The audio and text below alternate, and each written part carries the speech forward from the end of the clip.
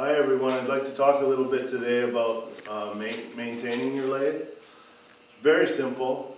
Most things are sealed for life. So there's a bearing in the front and the back of your spindle. That's greased for life. There's no maintenance there. There's also the bearings in the motor are greased for life. So all we basically have is a few grease fittings. So that's a simple process.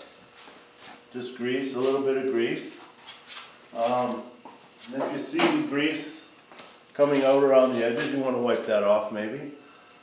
I don't know exactly the interval for greasing. It depends on how you clean your machine. If you're hosing your machine off every day, you'll need to grease these a little more often. If you're not hosing off and you're just rinsing down the water catcher and it's not getting that wet, then the grease intervals will be longer.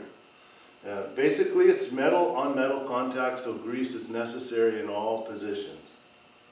So if you see, you don't want a whole buildup of grease around the outside edges. If that's happening, you need to wipe that down.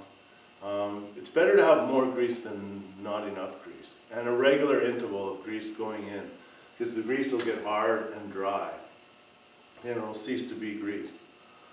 So at regular intervals it's necessary to squirt a little bit of new grease in.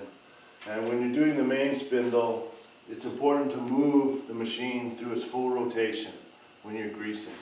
So just give it a, take a couple minutes, try it once a month. If you feel that's too much grease, then go to once every couple months. It's necessary to move the machine through the full rotation, squirt a little grease in there, wipe it up. This part here is, it's a steel, so this will rust.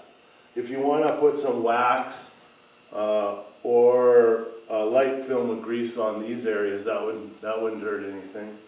The rest, the spindle nose and the spindle itself are stainless steel, so there's no problem there. The motor is a washdown motor, so it's designed to be hosed off. Same with the drive. It's NEMA 4X, so it's basically waterproof. It's hosed down. So give it a rinse, give it some grease, and that's about it. Thank you. Hi everyone, I'd like to talk a little bit today about the seal at the nose of the spindle. The seal itself is called a nylon ring, and how it seals is it's a labyrinth of different passageways that exclude the water and any contaminant from reaching the interior of the spindle. And there it is way back in here. It is a little fragile, so it's important not to poke at it at all.